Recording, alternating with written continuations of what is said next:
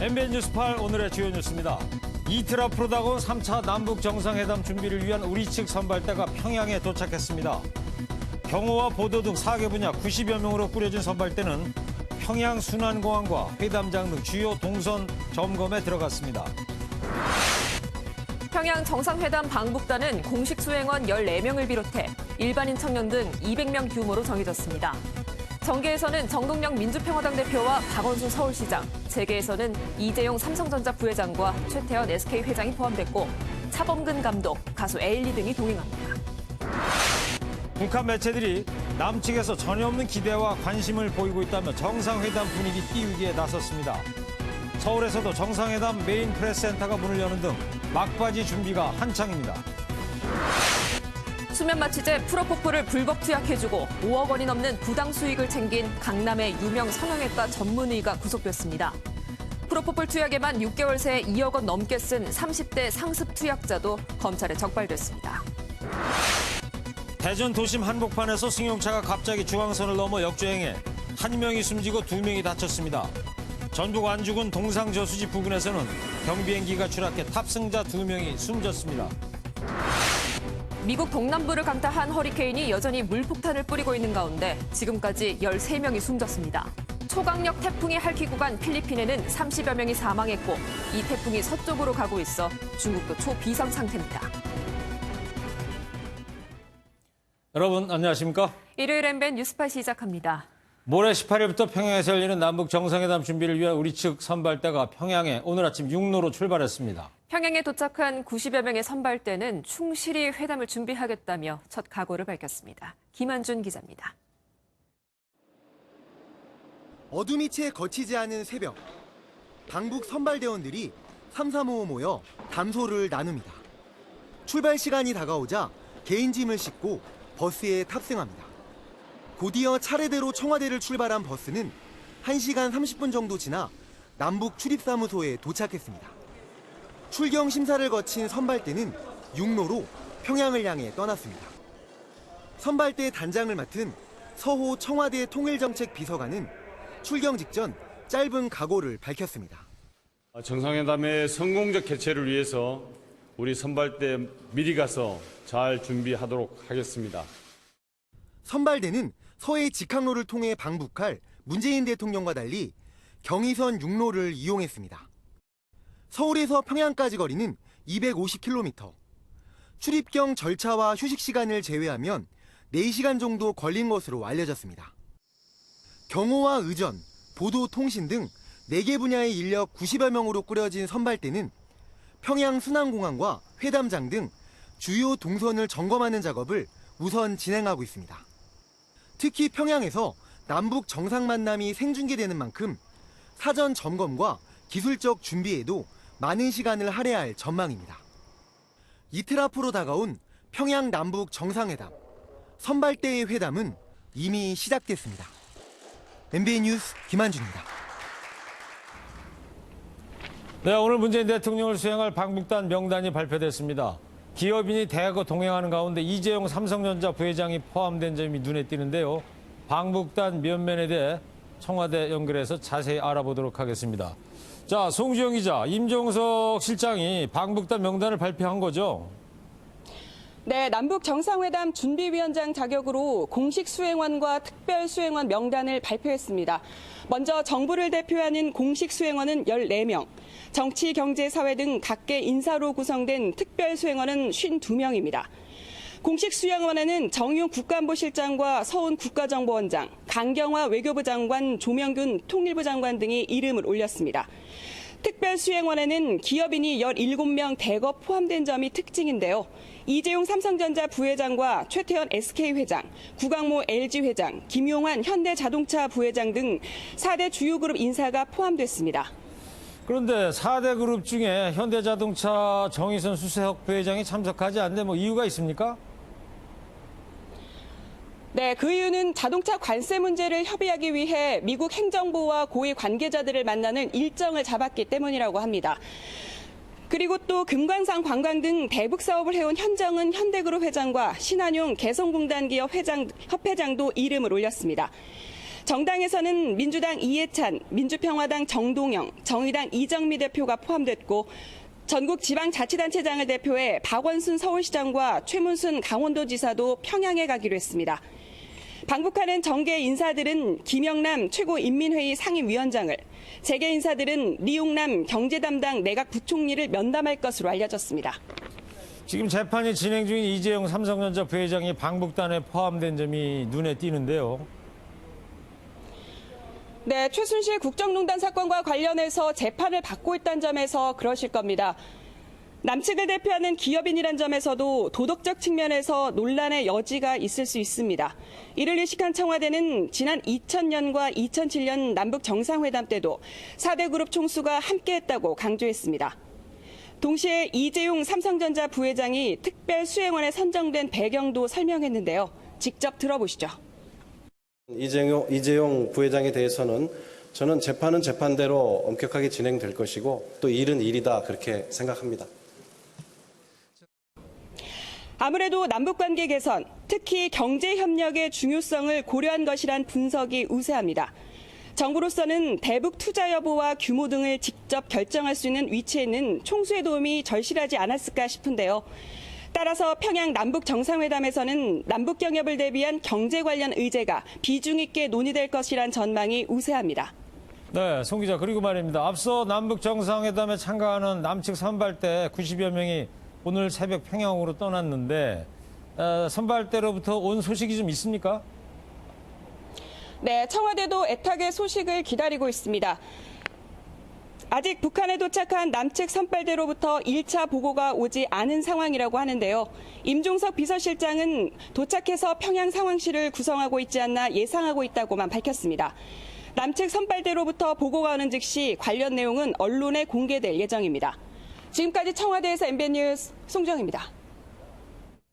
이번 방북단에는 개각 대상에 포함된 송영무 국방장관도 포함됐습니다. 지난 군사실무회담에서 17시간 회담에도 접점을 찾지 못한 군사 분야 합의서 타결이 국방장관으로서 마지막 임무가 될 것으로 보입니다. 신동규 기자입니다. 2000년 6월 12일 고 김대중 전 대통령의 평양 방문 당시 조성태 국방장관은 공식 수행단에 포함되지 않고 남쪽에 머물렀습니다. 남북 간 군사적 긴장 상태를 고려한 조치였습니다. 이와 달리 2007년 고 노무현 전 대통령의 평양 방문에 동행했던 당시 김장수 국방장관은 고 김정일 위원장에게 고개를 숙이지 않으면서 꽃꽃 장수라는 별칭을 얻기도 했습니다. 그런데 이번 공식 수행단에 포함된 송영무 국방장관은 입장이 다소 애매합니다. 이미 차기 국방장관 후보자로 정경두 전 합참의장이 지명됐는데 청문회 일정상 대통령 방북에 동행하기 어려워 송 장관을 수행단에 포함한 걸로 보입니다. 특히 지난 17시간 군사실무회담 땐 서해 평화수역 설치 문제를 두고 양측이 평행선을 달리면서 합의문 채택에 실패한 바 있습니다. 공동 의료구역과 평화수역 이 필요성에 대해서는 공감했지만 그 기준의 선 여기에 대해서 입장 차이가 워낙 크기 때문에 해군 출신인 송 장관이 직접 북한 노광철 인민무력상과 담판을 지을 가능성이 큰 상황. 송 장관이 마지막 임무인 서해 평화수역 설정에서 북측을 설득해 협의를 마무리할 수 있을지 관심이 쏠리고 있습니다. MBN 뉴스 신동규입니다.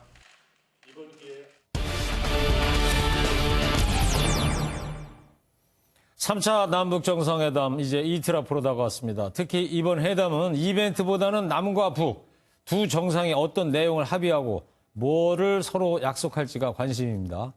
지금부터 황재원 기자와 뉴스 추적해 보겠습니다. 황 기자, 먼저 2박 3일 동안 말이죠. 문재인 대통령이 김정은 위원장을 몇 번쯤 만날 것으로 보입니까?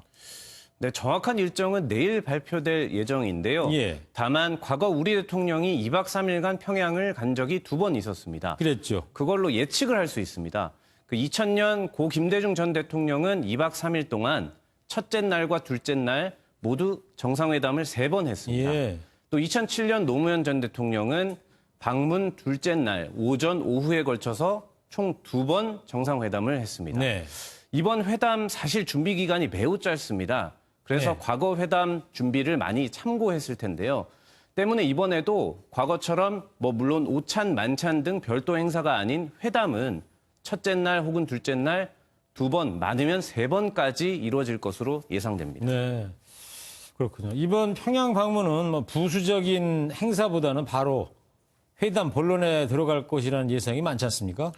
그렇습니다. 과거 우리 대통령이 북한 정상을 2번 만난 적도 없고요. 그렇죠. 3번째는 당연히 이번이 처음입니다.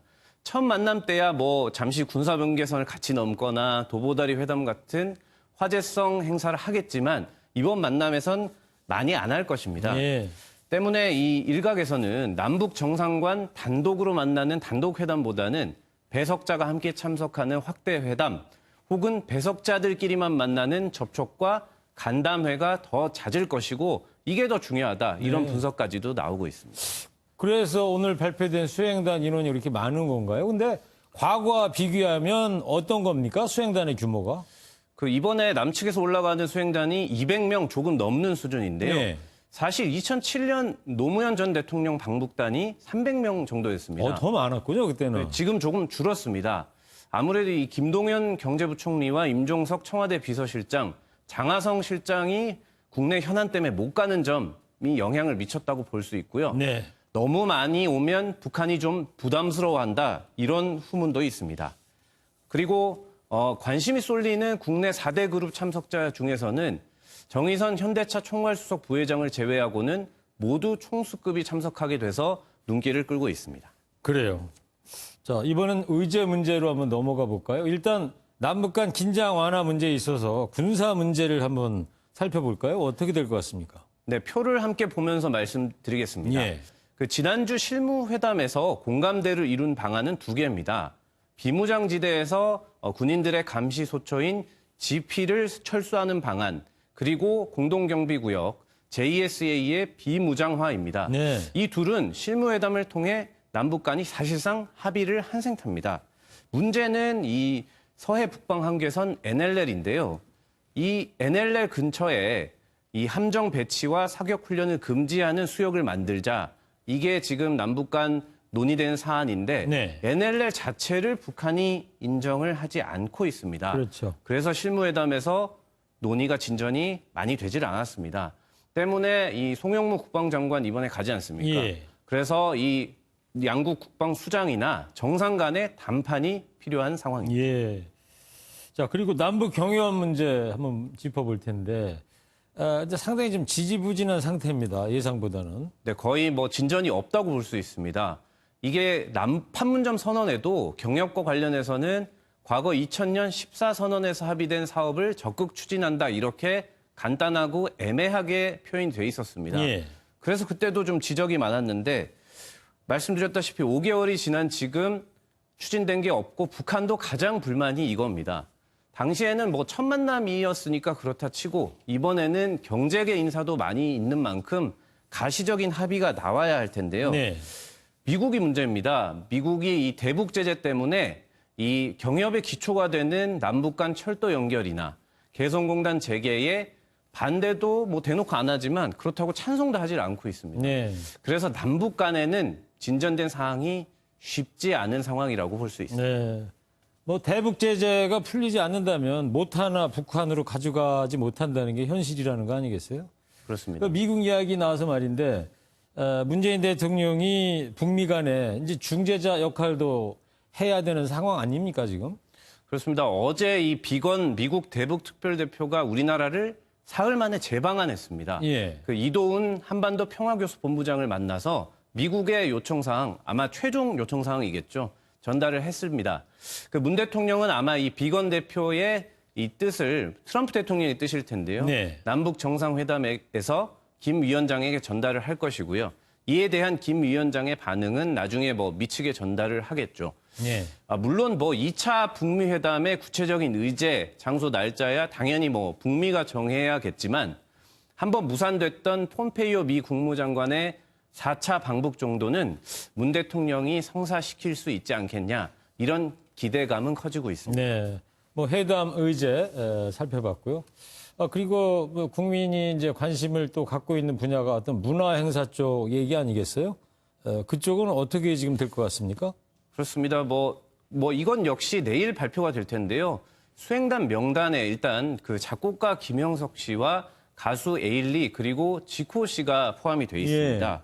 봄이 온다 같은 합동 공연 기억 많이 하실 텐데요. 이것과 비슷한 이번에는 가을을 주제로 한 공연이 예상이 되고요. 아마도 이 공연을 문 대통령과 김 위원장이 함께 관람하게 될 것으로 보입니다. 또 지난달 그 이산가족 상봉 행사에서 북한 가족을 만났던 남측의 김현수 할아버지의 손녀 김규현 양도 수행단에 포함돼서 눈길을 끌고 있습니다. 대학생도 간다면서요? 네, 통일부 대학생 기자단 한 명과 함께 이 김규현 양이 같이 있는데요. 이 김규현 양이 왜 포함됐느냐 하면 지금 화면에서 보일 텐데요. 김 양이 한 번도 못 본 이 북측의 큰 할아버지한테 쓴 편지가 있습니다. 네, 지금 보이네요. 네, 이 내용이 굉장히 화제가 됐었습니다. 그래서 아마 만찬 자리에서 양 정상이 보는 가운데 김 양이 이 편지를 낭독하는 또 이걸 흐뭇하게 바라보는 모습이 연출될 것으로 보입니다. 그 4.27 회담 때도 비슷한 화면이 있었는데요. 그 만찬 자리에서 오연준 군이 고향의 봄 동요를 불러서 양측의 김정은 위원장이나 김여정 부부장이 매우 흐뭇하게 봤던 이런 영상이 재현될 것으로 보입니다. 네, 감동적인 장면이었죠. 네, 알겠습니다. 자, 이번 3차 정상회담 벌써 이제 세 번째 만남 아니겠습니까? 가시적인 성과가 나오기를 기대해 보겠습니다. 황지영 기자였습니다. 평양 정상회담 소식 계속해서 이어가겠습니다. 북한 매체들은 회담을 앞두고 내부 분위기를 띄우려는 모습입니다.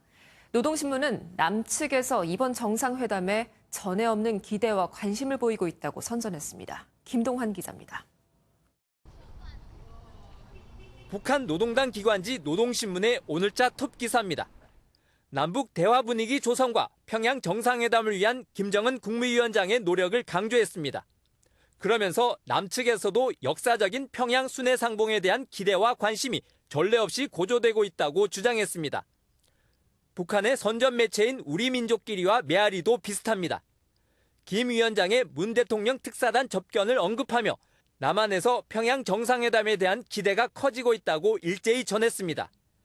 이틀 앞으로 다가온 평양 남북 정상회담을 선전하면서 결국 키는 김정은 위원장이 쥐고 있다는 걸 강조한 겁니다. 자기 지도자의 어떤 리더십을 강화하는 차원에서 이제 그런 얘기를 자기들 선전적 차원에서 남측의 동향을 이제 활용하는 거겠죠. 북한 매체들은 북과 남이 평양 정상회담을 통해 자주 통일과 평화 번영의 시대를 열어야 한다며 이번 회담의 의미에 힘을 실었습니다. 그와 함께 청와대의 평양 동행 요청을 거부한 자유한국당 등이 이번 정상회담 의미를 깎아내리고 있다고 비난했습니다. MBN 뉴스 김동환입니다. 서울도 평양 정상회담을 앞두고 분위기가 고조되고 있습니다. 동대문에 위치한 메인 프레스 센터가 문을 열었고 서울 곳곳에 정상회담을 주제로 한 설치물들도 눈에 띄었습니다. 계속해서 유호정 기자입니다. 평양 남북정상회담의 메인 프레스 센터도 오늘 오후 문을 열었습니다. 약 900여 명의 전 세계 취재진들이 모일 프레스 센터는 독특한 디자인으로 눈길을 끄는 동대문 디자인 플라자에 마련됐습니다. 휴일인 오늘 취재진은 그리 많지 않았지만 관계자들은 막바지 준비로 분주했습니다. 이번 남북정상회담도 생중계가 합의된 만큼 평양에서 이뤄지는 정상회담의 생생한 순간들이 이곳 프레스센터를 통해 전 세계로 전달될 예정입니다. 회담과 관련된 모든 브리핑과 발표도 이곳에서 이뤄집니다. 평양에서 열릴 남북 정상회담을 앞두고 곳곳에 평화 메시지가 새겨진 서울도 그 역사적인 순간을 준비하고 있습니다. 광화문 광장과 서울광장에는 정상회담의 성공을 기원하는 사진전이 열리기도 했습니다. 시민들은 도보다리 회담 포토존에서 기념 촬영을 하며 성공적인 정상회담에 대한 기대감을 드러냅니다. 네. 이번 남북 정상회담 잘 마무리돼가지고 이제 남북 평화가 한 발짝 더 진보했으면 좋겠습니다. 벌써 세 번째이기도 하고 이번에 또 세 번째, 네 번째, 다섯 번째 계속 잘 이어나갔으면 좋겠습니다. 세 번째로 이뤄지는 평양 남북 정상회담. 그 역사적인 순간을 앞두고 서울도 평화 분위기로 한껏 고조되고 있습니다. MBN 뉴스 유호정입니다. 네, 추석도 이제 일주일 남았습니다. 추석 차례 마치고 밥상에 둘러앉으시면 세상 이야기들 하실 텐데요. 올 추석에는 아무래도 남북회담, 집값, 경제 이야기들 많이 하시겠죠. 여야 정치권도 소위 밥상머리 민심을 잡기 위한 경쟁을 시작했습니다. 그러나 가족끼리는 의견이 달라도 갑론을박하시면 분위기 곤란해지죠. 안보람 기자입니다. 이번 주 주택 공급 대책을 추가 발표하는 등 부동산 문제로 흔들리는 민심을 잡겠다는 강한 의지를 내비친 더불어민주당. 서민층으로 위한 공공주택을 위주로 공급을 많이 해야 된다고 생각을 하고 있습니다. 하지만 추석맞이 현수막에는 경제 대신 평화를 담았습니다. 이번 주 정상회담의 여운을 추석 밥상머리 이슈로 이어가겠다는 의지로 보입니다. 야당은 경제 문제를 집요하게 파고듭니다. 자유한국당은 국가 개입을 줄여 국민 스스로 뛰게 하자는 국민 성장론을 새롭게 제시하며 소득주도 성장에 대한 비판을 이어갔습니다. 성장 없는 성장 정책. 말이 성장이라고 뒤에 붙었는데 소득주도 성장 같은 건 성장 정책이 아니죠. 그래서 그 성장의 이야기를 저희들은 새로 시작해야 된다고 봅니다. 바른미래당은 미흡한 부동산 정책에 대한 공세를 강화했습니다. 고용 충격에 이어 경제 무능 정부의 길을 가고 있는 것이 안타깝습니다. 오는 20일 그간 준비해온 부동산 관련 종합 정책을 발표한다는 계획입니다. MBN 뉴스 안보라입니다. 여야는 이번 주 문재인 정부 2기 내각 후보자 등을 대상으로 인사청문회를 실시합니다. 적극 엄호하는 여당에 맞서 야당은 현역 의원의 청문회 무사 통과를 뜻하는 의원 불패 관행을 깨겠다며 송곳 검증을 벼르고 있습니다. 김문영 기자입니다. 국회는 이번 주 6개의 인사청문회를 연달아 진행합니다. 헌법재판관을 대상으로 한 지난주와 달리 이번에는 문재인 정부 2기 내각 장관 후보자들이 포함됩니다. 장관 후보자는 청와대가 자체 인사검증 기준에 맞춰 내정하는 만큼 도덕성과 전문성을 두고 야당의 맹공이 예상됩니다. 내일 이종석 헌법재판관, 정경도 국방부 장관 후보자를 시작으로 유은혜 교육부 장관, 성윤모 산업부 장관, 이재갑 노동부 장관 후보자와 진선미 여가부 장관 후보자까지 차례로 청문회가 열립니다.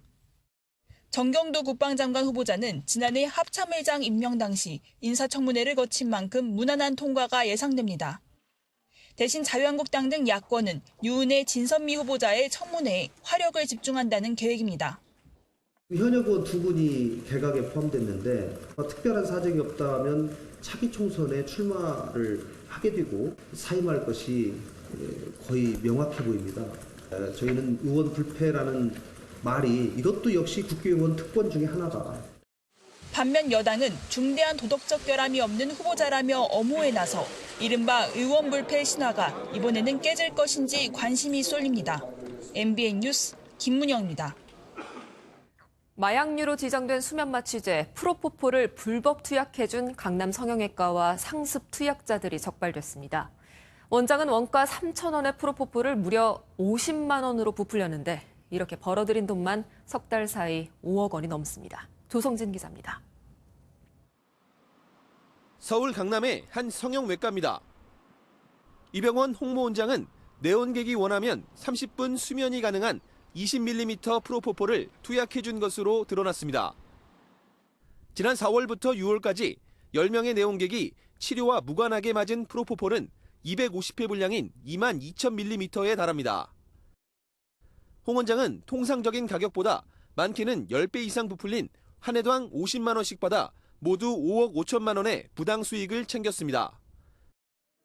프로포폴이 마약류로 지정된 2011년 이후 역대 최대 적발량입니다. 이를 감추려고 홍 원장은 프로포폴 투약 사실을 빠뜨리고 보건당국에 허위 보고한 것으로 조사됐습니다. 검찰은 홍 원장을 마약류 관리 위반 등의 혐의로 구속해 재판에 넘기고 범행을 도운 부원장 정모 씨 등 같은 병원 관계자 4명을 불구속 기소했습니다. 아울러 검찰은 6개월 동안 프로포폴을 맞는데 2억 원을 쓴 32살 장모 씨 등 상습 투약자 10명도 무더기로 적발해 재판에 넘겼습니다. MBN 뉴스 조성진입니다. 정부가 제주도 예멘 난민 23명의 인도적 체류를 허용한 것을 두고 난민 수용 논쟁이 다시 불거지고 있습니다. 오늘 서울 도심에선 난민을 혐오하지 말라는 찬성 측과 가짜 난민을 추방해야 한다는 반대 측이 팽팽하게 맞섰습니다. 권영범 기자입니다. 우비를 입은 집회 참가자들이 연이어 구호를 외칩니다. 난민 폭격! 반대한다! 반대한다!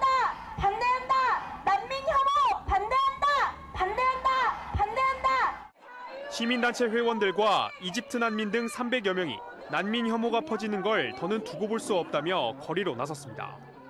무료나 저가로 치료받을 수 있는 곳이 없고 심지어는 몇 주 또는 몇 달치 임금을 못 받고 회사를 떠나야 하는 때도 있었습니다. 집회 참가자들은 공신각에서 청와대 인근까지 약 2km가 넘는 거리를 행진하며 정부가 난민에 대한 국제적인 책임을 다할 것을 촉구했습니다. 같은 시각 거리 반대편에서는 난민 수용을 반대하는 시민단체들의 맞불 집회가 이어졌습니다. 난민은 빈자에서 와서 일자리를 구하고 우리 대한민국의 노동시장을 흩뜨러뜨리고 대한민국의 안전을 흩뜨러뜨리는 무비자 폐지와 또 난민법 폐지를 위해 이 자리에 모이게 되었습니다. 반대 집회 참가자들은 찬성 측의 맞은편인 국가인권위원회를 향해 행진했는데 양측은 서로 야유를 퍼붓기도 했습니다. 난민을 바라보는 서로 다른 입장은 서울 도심 한복판에서도 첨예했습니다. MB 뉴스 권용범입니다. 대전에선 승용차가 역주행해 연쇄 추돌 사고가 나 한 명이 숨졌습니다. 전북 완주에서는 경비행기가 추락해서 탑승자 2명이 모두 숨졌습니다. 주말에 있었던 사건 사고 소식을 이재호 기자가 모았습니다. 하얀 승용차 한 대가 갑자기 중앙선을 넘어 질주합니다. 마주오는 차량을 가까스로 피하는가 싶더니 뒤따르던 검은 차량을 그대로 들이받습니다. 오늘 오전 7시 50분쯤 대전시 유성구의 한 거리에서 20대 운전자 김모 씨가 역주행 사고를 냈습니다. 이 사고로 김 씨가 숨지고 다른 운전자 2명이 다쳐 병원에서 치료를 받고 있습니다. 역주행한 이유라든지 음주 여부라든지 사고 원인에 대해서는 현재 조사 중이라 수사를 폐출했어요. 국립과학수사연구소의 감시교대 예정. 오늘 새벽 3시 반쯤에는 방파제에서 낚시하던 50대 남성이 바다에 빠졌습니다. 해경에 가까스로 구조된 남성은 방파제 테트라포드 위를 걷다 미끄러진 것으로 알려졌습니다. 오늘 오후 3시 반쯤 전북 완주군 동상저수지 부근에서 경비행기가 추락했습니다. 소방당국에 의해 발견된 비행기 잔해 안에는 탑승자 2명이 숨진 채 발견됐습니다. 경찰과 소방당국은 정확한 사고 원인을 조사하고 있습니다. MBN 뉴스 이재호입니다. 43년 전 길에 버려졌던 생후 6달짜리 여아가 영국으로 입양이 됐습니다. 은인이 있었기 때문에 가능했습니다. 어른이 된 그는 자신이 입양 가기 전까지 돌봐준 은인을 찾으러 한국에 왔고 경찰의 도움으로 극적으로 만났습니다. 그러나 친부모의 행방은 여전히 찾을 길이 없다는군요. 박상호 기자입니다. 여성 2명이 경찰 지구대로 들어와 사람을 찾아달라고 애원합니다. 43년 전 영국으로 입양된 조순희 씨가 사회복지사와 함께 자신을 살려준 은인을 찾으러 온 겁니다. 태어난 지 6개월 만에 길바닥에 버려졌던 조 씨는 누군가가 자신을 데려가 보살펴주고 입양까지 보내준 걸 알게 됐습니다. 조 씨가 가진 정보는 입양 당시 서류와 자신을 데려간 여성이 홍씨성을 가진 34살이었다는 게 전부였습니다. 경찰은 조 씨가 버려진 주소를 찾아 나섰고 홍 씨가 여전히 주변에 살고 있다는 걸 확인했습니다. 그리고는 6시간 만에 두 사람의 극적인 만남이 성사됐습니다. 당시 30대 아주머니는 43년 세월에 70대 할머니가 됐지만 한눈에 서로를 알아봤습니다. For me, it was such a special moment that I'll treasure forever. Just being able to give this lady a hug and look in her face and say thank you. 하지만 여전히 친부모에 대한 정보는 아무것도 없는 상황. 혹시나 어릴 적 사진이 공개되면 부모를 찾을지도 모른다는 희망을 안고 조 씨는 고향 부산을 떠났습니다. MBN 뉴스 박상호입니다. 박근혜 전 대통령이 비선실세 행세를 하면서 사기 행각을 벌인 60대 여성이 경찰에 붙잡혔습니다. 한 대학 교수에게는 청와대 비서관을 시켜주겠다며 2억 가까운 돈을 뜯어내기도 했습니다. 정설민 기자입니다. 박근혜 전 대통령의 비선실세 행세를 해온 60대 여성이 경찰에 붙잡혔습니다. 이 여성은 2013년 한 대학 교수에게 접근한 뒤 청와대 비서관 자리를 주겠다며 꼬드겼습니다. 박 전 대통령에게 김장을 해주는 사이라며 친분을 과시했습니다. 대통령 의상비나 해외 순방 경비 등의 명목으로 뜯어낸 돈이 1억 9천만 원이 넘습니다. 청와대 비서관이라면서 통화하는 이렇게 행세를 하고 그런 모습을 연출을 하고 이래 되니까 이제. 하지만 3년 넘게 청와대 비서관에 임용되지 못한 피해자가 경찰에 신고하면서 덜미가 잡혔습니다. 이 여성은 경찰에 붙잡힌 뒤에도 박 전 대통령과 친한 사이가 맞다고 주장한 것으로 전해졌습니다. 또 전직 대통령과 관련한 사기 행각을 벌인 게 이번이 처음이 아니었습니다. 전두환 전 대통령의 비자금을 세탁하자며 2억 원을 가로챘다 지명수배를 받아왔습니다. 경찰은 이 여성을 사기 혐의로 구속했습니다. MBN 뉴스 정설민입니다.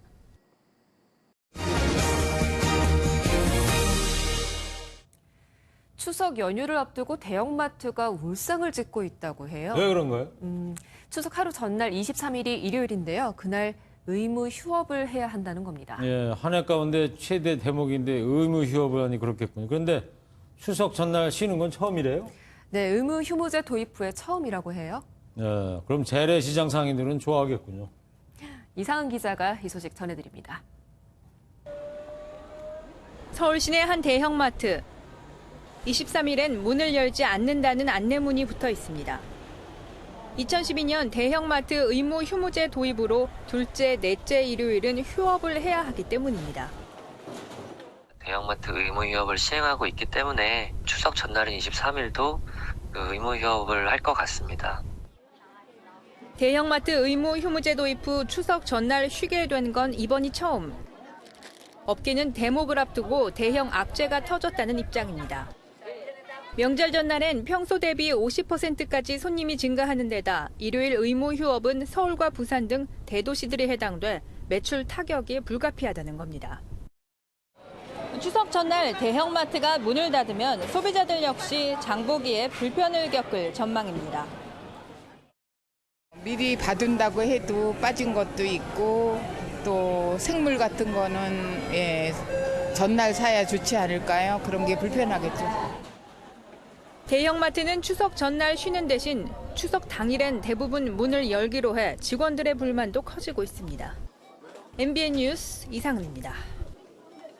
최근 재계에선 넉넉한 한가위를 맞이하기 위한 노력들이 나오고 있습니다. 협력사의 물품 대금을 앞당겨서 지급하거나 지역 농민과 상생하는 직거래 장터를 연다는 소식입니다. 이정호 기자입니다. 끝이 보이지 않게 길게 늘어선 흰색 천막. 판매대엔 먹음직스러운 농축산물이 가득 놓였습니다. 시식 시음 행사는 손님들의 입을 즐겁게 합니다. 삼성이 전국 29개 사업장에서 진행 중인 직거래 장터입니다. 전국 502개 마을과 자매 결연을 한 삼성이 지역 농민과 상생하는 자리입니다. 제가 추석 선물을 뭘 사야 될지 몰라서 엄청 고민을 많이 했거든요. 근데 이렇게 회사 안에서 품질 좋고 다양한 상품들을 저렴하게 살 수 있어서. 현대글로비스 임직원은 추석에 더욱 쓸쓸해지는 이들의 마음을 보듬기 위해 나섰습니다. 식료품이 담긴 선물 세트를 서울 한 자치구의 독거노인 500명에게 전달했습니다. 추석을 맞아 재계에선 협력사의 자금 부담을 덜어주는 데에도 나서고 있습니다. 삼성전자와 삼성전기 등 10개 계열사는 모두 1조 원 규모의 물품 대금을 통상 예정일보다 일주일가량 앞당겨 지급합니다. 현대자동차그룹과 LG그룹도 각각 약 1조 원의 납품 대금을 추석 연휴 전 지급하고 포스코는 거래기업에 주 2회 하던 대금 결제를 오는 17일부터 21일까지 매일 하는 것으로 바꿉니다. MBN 뉴스 이정호입니다.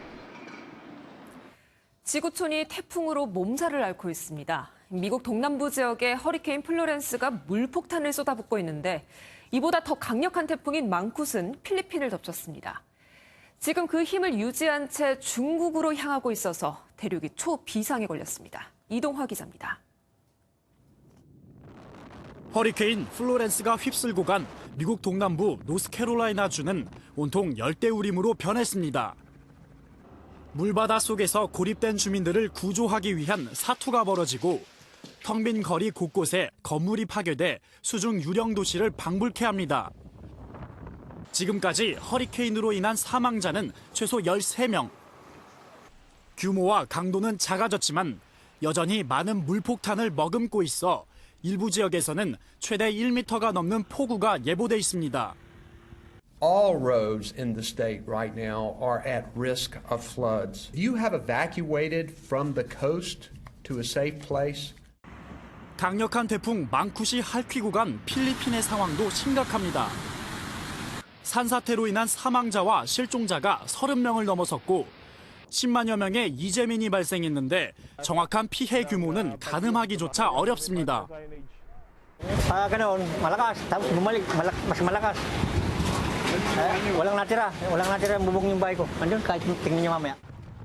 이 태풍은 서쪽으로 이동해 오늘 오후에는 홍콩을 강타했습니다. 항공편 결항으로 여행객 10만여 명의 발이 묶였고 인근 도시 마카오도 사상 처음으로 카지노의 영업을 중단했습니다. 태풍은 곧 광둥성 등 중국 본토에 상륙할 것으로 예상돼 중국 당국에도 비상이 걸렸습니다. MBN 뉴스 이동화입니다. 서울 남산 한옥마을에서 열린 한국의 맛 축제가 성황리에 폐막했습니다. 나흘 동안 7만 명이 넘는 시민들이 찾았는데요. 이 외국인 관광객들도 우리나라만의 특별한 맛을 경험했습니다. 서영수 기자입니다. 수많은 관람객이 남산골 한옥마을을 찾았습니다. 궂은 날씨에도 아랑곳하지 않고 한국의 맛을 즐기기 위해 축제 현장을 찾은 겁니다. We thought this was a great way to start getting to know Korean culture, getting to know Korean food.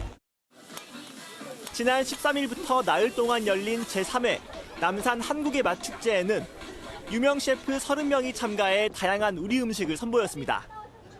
외국인 관광객 7천여 명을 비롯해 모두 7만 명이 넘는 인파가 몰렸습니다. 일요일이라서 가족끼리 하면 되게 좋을 것 같아서 왔어요. 이렇게 와서 맛있는 음식도 먹고 만족스러워요. We just buy food, so we eat. I think it will be very great. It smells very good, at least. 남북 평화 분위기 속에서 열린 올해 축제에는 북한식 소고기 초무침 등 평소 접하기 어려운 북한 음식들이 인기를 끌었습니다. 처음 먹어봤는데 괜찮아요. 맛있고. 자주 먹을 일이 있으면 좋겠네요. 가을을 대표하는 맛 행사로 자리매김한 한국의 맛 축제는 내년을 기약하며 아쉬운 막을 내렸습니다. MBN 뉴스 서영수입니다. 10대 그룹 상장사의 기부금이 최순실 씨의 국정농단 사태의 여파로 최근 2년 새 급감한 것으로 나타났습니다. 지난해 10대 그룹 상장사의 기부금 총액은 8,300억 원으로 역대 최고액을 기록했던 지난 2015년에 비해 14.5%가 감소했습니다.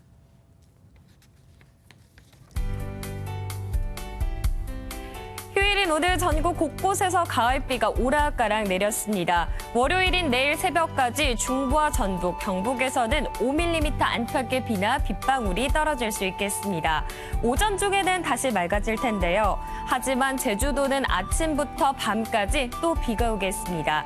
비의 양은 30에서 80mm, 많게는 120mm 이상이 되겠습니다. 이미 지반이 약해져 있는 상태인데 다시 시간당 30mm가 넘는 많은 비가 내릴 가능성이 있어 주의가 필요하겠습니다. 한편 내일 아침까지 내륙을 중심으로는 안개가 끼는 곳이 있겠습니다. 여기에 비가 오는 지역에서는 가시거리가 더 짧아지겠습니다. 오늘 우리나라는 북쪽을 지나는 약한 기압골의 영향으로 비가 내렸습니다. 내일 중부지방 서울의 아침 기온 19도, 낮에는 28도로 일교차가 크게 벌어지겠습니다. 남부지방 광주의 낮 기온 27도, 대구는 28도가 되겠습니다. 동해안 지역 강릉의 아침 기온 19도로 시작해 낮에는 26도까지 오르겠습니다. 남북 정상회담이 열리는 화요일에는 다소 구름만 지나겠습니다. 이후 주 후반인 목요일에는 전국에 비가 내리면서 한층 더 선선해지겠습니다. 날씨였습니다. 3차 정상회담을 위한 선발대가 오늘 평양에 도착했고 공식 특별 수행원도 발표가 됐죠. 네, 4대 주요 대기업 회장부터 가수 지코, 에일리시까지 동행하게 됐습니다. 네, 그리고 아주 특별한 수행원으로 중학생과 대학생도 포함이 됐고요. 네, 그렇습니다. 노신이 말했듯이 걷는 사람이 많아지면 길도 생길 것입니다. 네, 전 세계가 주시하는 정상회담 이제 딱 이틀 남았습니다.